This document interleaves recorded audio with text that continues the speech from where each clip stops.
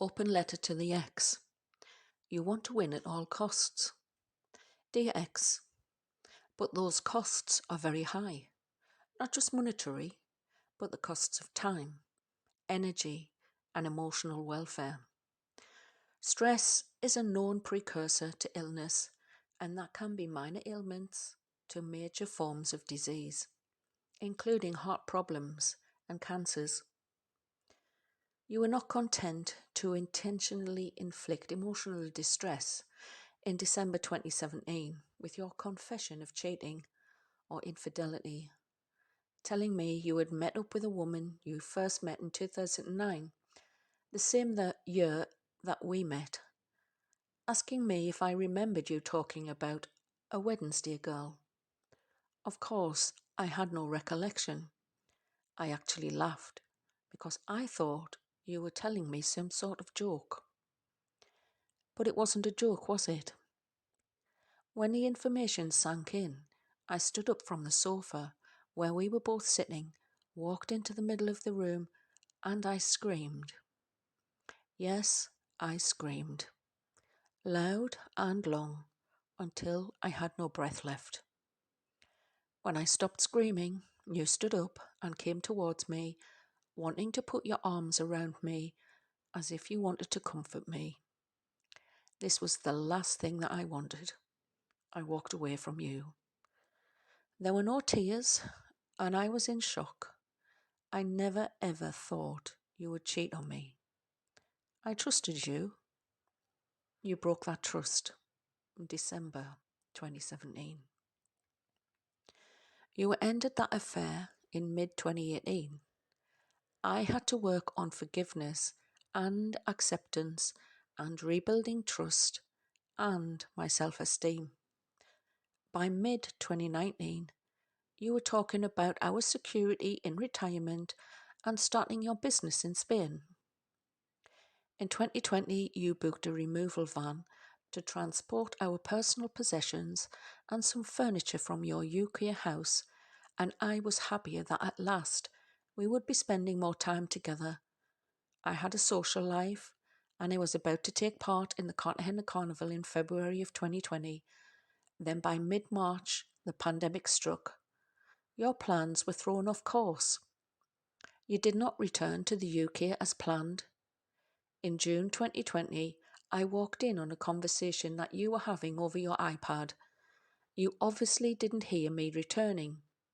I came in through the kitchen and I overheard you talking to someone. I thought, maybe you were talking to one of your sons. Then I overheard you talking about me. Whoever you were talking to, you said, Loren is insecure. I did not think I was insecure. And then I heard you telling this person how you had made your wills out. Then I knew it was not one of your sons, because they already knew about the plans you had made in your wills in 2016. I walked through to the porch where you were sitting. You very quickly ended the conversation, telling the person, Loren is here, I will have to go. Cheating and infidelity. I never asked you who you were talking to, but I made a mental note. We stayed together all through the worst of the pandemic. It was 6 months before you would return to the UK. That removal van was rebooked for the time that you were back in the UK. You left Spain in July. You sent me photos of the items you packed in the van, telling me it will be like Christmas unpacking everything. And there I was, believing that at last we were going to be together in Spain in our retirement home. You delayed your return to Spain by a week.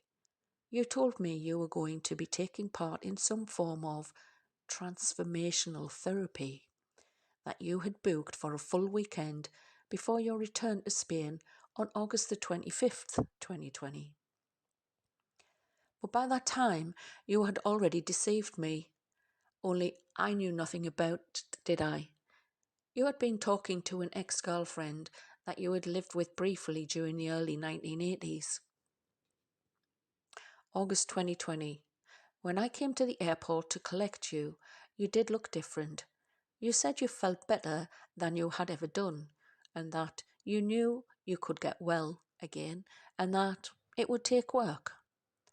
The next day, August the 26th, we spent all day together as you talk through your therapy. You even offered me the opportunity to have the same transformational therapy, telling me it would help me to find the success in business that I always wanted. You wanted to book flights to return to Bristol, hire a car, book a hotel, and you would be there for me while I did the same therapy. In my mind, all I could think was, why? The next day, I was going to art class and shopping as we were entertaining friends that evening. Before I left, I gave you a kiss, but you seemed strange. I remember saying that now that you felt like a new man, perhaps we could get back to having sex again. I didn't know why I felt that there was some tension. August the 27th. By the late evening, after the guests had left, you suggested a nightcap. Let's sit in the cosy seats on the porch and have a nightcap. As I tidied away, you poured the drinks. We sat down, and I had just taken my first sip of the drink you had prepared when you said, I've got something to tell you. Whoa, flashback, December 2017, when you said, I've got something to tell you, and promptly confessed to infidelity. Your next sentence was, I'm in love with another woman.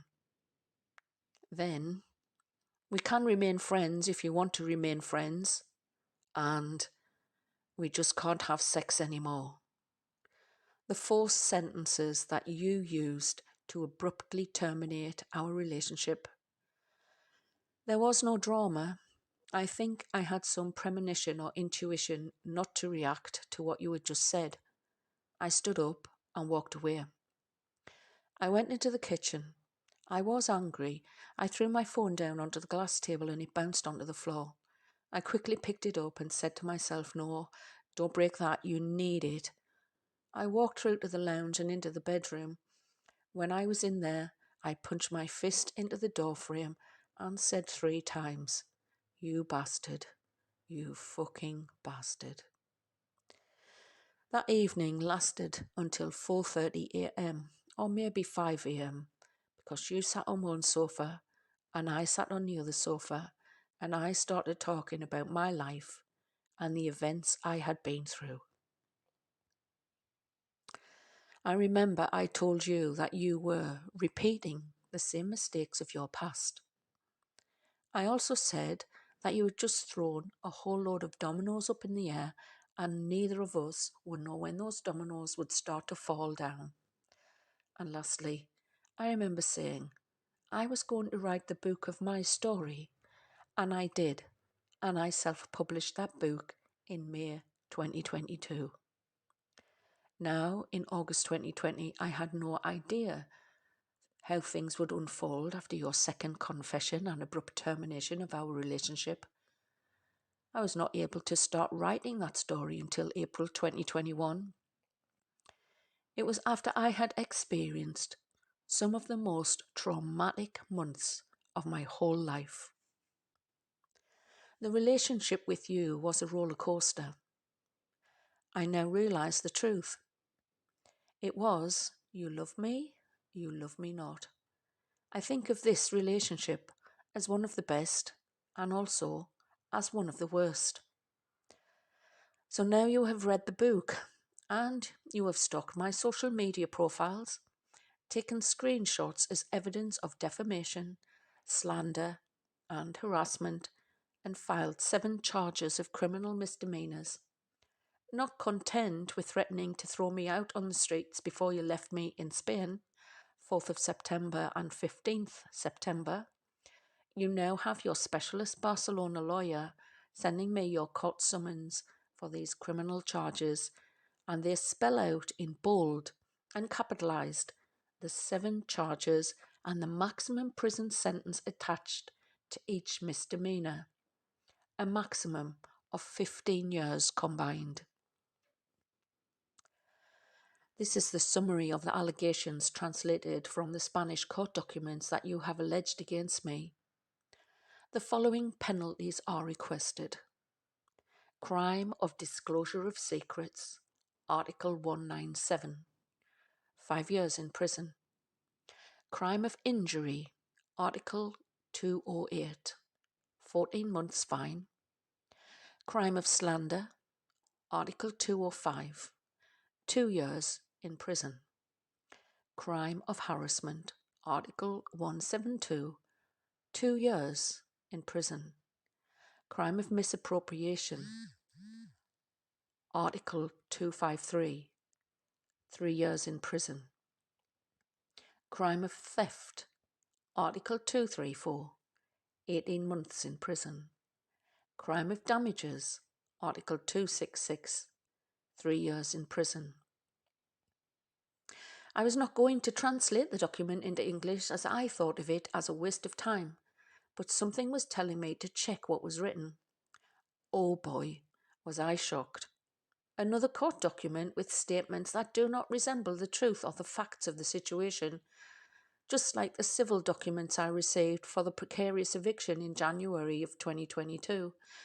Those documents were far removed from the facts, with gaping omissions. So now, after 3 weeks of trying to engage a criminal defence lawyer and speaking to 14 different law firms, the court prosecutor suspended the first hearing. I was appointed a public defence lawyer. I checked his qualifications online, only to discover he has a doctorate in civil law. That did not give me any hope at all. I asked him if he had any experience in criminal law defence where the combined sentence was 15 years, but he did not reply. So now, just over 2 years post-separation, I'm faced with 2 overlapping legal cases against me. Plus, your lawyers point out that they have another civil litigation to request court costs and damages against me.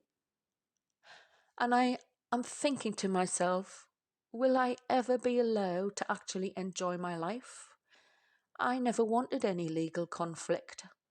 That was you. You promised me financial security in our retirement together, then betrayed me. Then you promised to look after me financially with a settlement from the sale of the property, but the written and the verbal agreements have not been produced in court yet. You even made a promise to your best friend, as he wrote to me a message to tell me he had asked you to give your assurances. September 4th, the same day that you had already made your first threat towards me.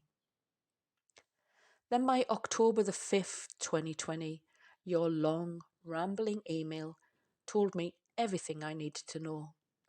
You had never loved me, apparently. Well, the court document I have just received says that, according to you, I was just a piece of convenience, and that I knew that you had a partner in the UK, and that the longest time that we spent together was just 2 to 3 weeks each time. Of course, all that is a pure fabrication. So now, here we are again, you forcing legal conflict on me. Why? What do you really want? What are you trying to achieve? Here is a song that I heard today. It prompted me to write this open letter.